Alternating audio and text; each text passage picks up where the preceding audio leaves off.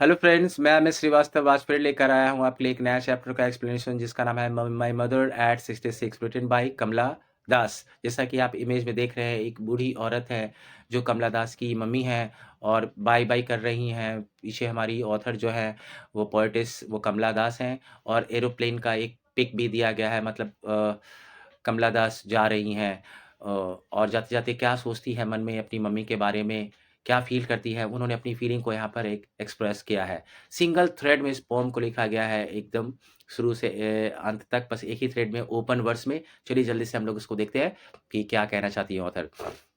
Driving from my parents home to Cochin last Friday morning, I saw my mother beside me, doze open-mouthed, her face ashen like that of a corpse, and realized with pain that she was as old as she looked. यहाँ पे dose का मतलब to sleep lightly, मतलब थोड़ी हल्की नींद लेना। और एशियन का मतलब होता है एश कलर्ड, जो राख के जैसा कलर होता है, पेल कलर, काफी डल। और कॉप्स का मतलब यहाँ पे डेड बॉडी है। तो अब देखिए इस स्टैंजा के थ्रू ऑथर क्या कहना चाहती हैं। The stanza begins with the poetess remembering the day when she was driving her car. मत मिस इस पोएम का शुरुआत ऑथर कहना चाहती है उस दिनों को याद करके जब वो कार ड्राइव कर रही थी। And she was going to Cochin airport, और ड्राइविंग करते वक्त वो कोचीन एयरपोर्ट एक्चुअली जा रही थी। And her mother was sitting beside her in the car, और मम्मी भी बगल में कार में बैठी हुई थी। The mother was going to see off the poetess, और मम्मी उनको सी ऑफ करने जा रही थी एयरपोर्ट पे। But on the way, when the poetess turned to look at her mother, she was having a light sleep. जब mummy को driving करते वक्त वो जब उन्होंने देखा पलटकर, तो मम्मी हल्की नींद में थी, कार में सो रही थी। And her mouth was open, और उनका मुंह खुला हुआ था। And her face looked as pale और anaemic as that of a dead person, और मम्मी का चेहरा इतना डल और ऐश के कलर का जैसा दिख रहा था, जैसे कि मान लो ब्लड ही खत्म हो गया हो। और जैसे कोई आदमी मर जाता है तो उसका चेहरा कैसा हो जाता है, पेल और ऐश के कलर के तरह, एनेमिक, वैसी उसकी मम्मी दिख रही थी। At 66, the poet's mother seemed to have been lost in her own world. ऐसा लग रहा था कि मम्मी जैसे मानो अपनी दुनिया में खोई हुई हो। Suddenly, a painful and sorrowful thought came into her mind. तभी उनके मन में एक बहुत ही पेनफुल थॉट माइंड में आता है, मतलब बहुत दुख देने वाला एक विचार उनके मन में आता है। She realise that her mother has grown very old, उनको लगता है मेरी माँ बहुत बूढ़ी हो गई है। And she is not going to live long, और लगता है ये ज़्यादा दिन तक अब जिंदा नहीं रहेंगी। ऐसा थॉट उनके मन में आता है। जैसे ही ये थॉट आता है, पोएटिस अगला लाइन लिखती हैं, but soon put that thought away and looked out at young trees sprinting, the merry children spilling out of their homes. But after the airport security check, standing a few yards away, I looked again at her. अब इसका जल्दी से हम लोग highlighted word का पहले meaning को समझ लेते हैं। स्प्रिंटिंग का मतलब to run at a top speed for a short period, मतलब बहुत तेज से दौड़ना थोड़ी समय के लिए। और मेरी का मतलब हैप्पी होता है, और स्पिलिंग आउट का मतलब कम आउट, एग्जिट आउटसाइड।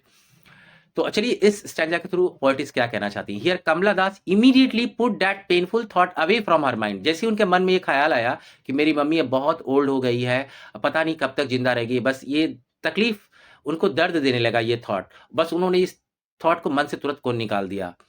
और in order to divert her attention, और अपने अटेंशन को डाइवर्ट करने के लिए, मतलब अपना ध्यान अलग करने के लिए, किसी और चीज में लगाने के लिए, she started looking outside the window of the car, तो वो विंडो के बाहर भी देखने लगी ड्राइविंग करते वक्त। She looked out at young trees alongside the road which seem to be running very fast. और आप दोस्तों, आप ये जानते हैं, जब आप किसी ट्रेन से जा रहे हो, कार से जा रहे हो, बाइक से जा रहे हो, तो रोड के किनारे किनारे जो ट्रीज होता है, तो ऐसा लगता है कि वो भी आपके साथ दौड़ रहे हो। तो उनको ऐसा फील हुआ कि ट्रीज जो है बहुत फास्ट रन कर रहे हैं।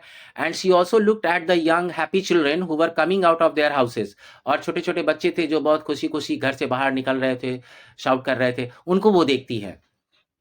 Finally, the poetess reached the airport and she had to go through the security check there. Finally, वो एयरपोर्ट पे पहुंचती है, वहां पर उनको सिक्योरिटी चेक के लिए जाना पड़ता है।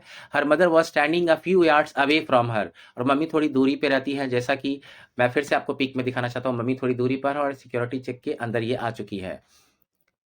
अब इसके बाद At that point, once again she looked at her mother. फिर से मम्मी की ओर देखती हैं। After security check, the poetess looked at her mother again, who was standing a few yards away from her. और अब अगला स्टैंजा है, Van pale as a late winter's moon and felt that old familiar ache, my childhood's fear. But all I said was, see you soon, Amma. And all I did was smile and smile and smile. यहाँ पे van का मतलब dim सिकली looking मतलब काफ़ी dim हो colour का दिखना, बीमार की तरह दिखना, और पेल का मतलब वीक और फीबल कमज़ोर दिखना, एक मतलब पेन है, यहाँ दर्द है, और सी मतलब यहाँ पर मीट है। तो जल्दी से इस लाइन का, इस स्टैंजा का एक्सप्लेनेशन को हम समझ लेते हैं। Here Kamala Das says that her mother was looking weak and pale. कहती है मेरी मम्मी बहुत ही कमजोर और पेल दिख रही थी। Her face was looking just like a yellowing moon of late winter season. मतलब आप कभी लेट विंटर सीजन पे ध्यान से देखेंगे तो मून का जो कलर होता है ना, वो थोड़ा येलोइश हो जाता है, मतलब डल हो जाता है, जिसमें जो ब्राइटनेस होती है, लस्टर जो होता है, वो कम हो जाता है, काफी डल दिखने लगता है, वो ब्राइटनेस नहीं रहती। तो उसका कंपेयर कर रही है वो अपनी मम्मी से। वो देखिए लाइन में लिखा है as a late winter's moon, यहाँ पर सिमिली यूज किया गया। एज और लाइक से जब हम कंपेयर करते हैं तो उसको हम लोग सिमिली बोलते हैं।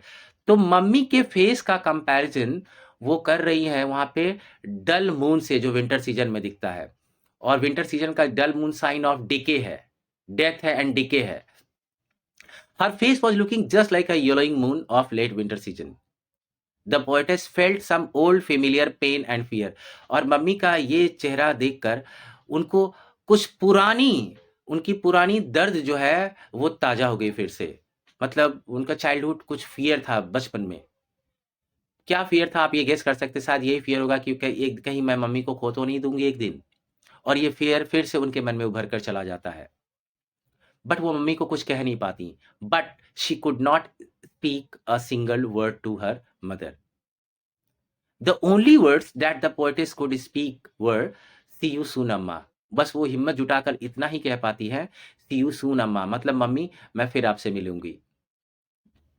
And all that she did, और all that she did, smile and smile and smile. और एयरपोर्ट पर पोएटिस और कुछ तो नहीं कर पाई, बस सिर्फ smile and smile and smile. Question आ सकता है smile and smile and smile ये रिपीट क्यों किया गया है? तो आप कह सकते हैं her continuous smile is an attempt, मतलब ये कोशिश है to overcome the ache and fear inside her heart. मतलब उनके दिल के अंदर जो दर्द बैठा हुआ है, डर बैठा हुआ है कि कहीं मम्मी को खो तो नहीं दूंगी, दोबारा वापस लौटूंगी तो मम्मी से मिलूंगी या नहीं। इस दर्द को दूर करने का बस एक प्रयास था, वो बार बार मुस्कुरा रही थी। अब जल्दी से हम लोग 1 मिनट में फिगर ऑफ स्पीच को समझ लेते हैं, बहुत इंपॉर्टेंट है इस चैप्टर का। Assonance, repetition of vowel sound in the same line is called assonance. जैसे कि आप देखेंगे, to Cochin last Friday morning doze open mouthed में देखेंगे मैंने ओ ओ ओ को हाईलाइट किया है। तो जब रिपीटिशन होता है वाउल साउंड का तो उसको हम लोग बोलते हैं एजोनेंस। आपके एग्जाम में क्वेश्चन आएगा कि एजोनेंस कौन है, तो आप ये लाइन बता के ओ के नीचे पेन से हाईलाइट कर सकते हैं, आप जहां जहां ओ है, तो आपका आंसर क्लियर हो जाएगा। Simile indirect comparison of two unlike things using words like और एज। जब लाइक और एज यूज करके किसी दो अनलाइक थिंग्स का जब आप कंपेयर करते हैं तो उसको हम लोग सिमिली कहते हैं। जैसे मैं कहता हूं my love is like a red rose, तो यहाँ पे मैं अपनी लव का कंपैरिजन एक रेड रोज, मतलब उसकी ब्यूटी से अपने लव की ब्यूटी का कंपेयर कर रहा हूँ। सो ऐसे टर्म को हम लोग सिमिली बोलते हैं। इस पोम में सिमिली यूज हुआ है, वो देखते हैं वो लाइन कौन कौन है। Her face is in like that of a corpse. Here यहाँ पर the colour of the mother's face has been compare to that of a corpse, मतलब मम्मी के फेस का कलर का जो कंपैरिजन है वो एक डेड बॉडी के फेस के कलर के जैसा है। सो ये हमारा सिमिली है यहाँ पर। फिर as a late winter's moon, मैंने आपको ऊपर एक्सप्लेन किया था इसके बारे में। The poetess has compared her mother's face with the late winter's moon. The mother has lost her shine, मतलब इस लाइन के थ्रू बेसिकली कहना चाहते हैं ऑथर कि जिस तरह विंटर में मून अपना साइन को लूज कर देता है, डल दिखने लगता है, ठीक उसी तरह मम्मी के फेस का भी शाइनिंग खत्म हो चुका है, स्ट्रेंथ खत्म हो चुका है, वो यूथ वाला जो स्ट्रेंथ था और शाइन था।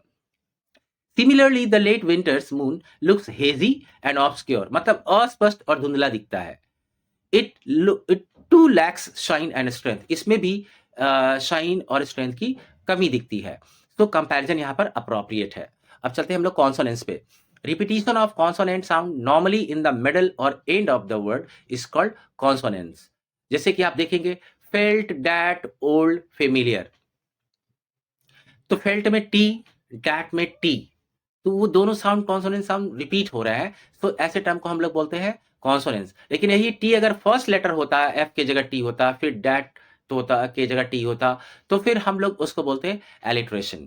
Imagery, an image that we picturize in our mind, जैसे कि trees sprinting, merry children spilling, question आ भी सकता है आपका यहाँ पर कि पोएटिस ने इमेजरी क्यों यूज किया है ट्रीज स्प्रिंटिंग का, मेरी चिल्ड्रन का। तो आप कह सकते हैं in order to contrast the inactive life of our mother inside the car with the active life of nature outside.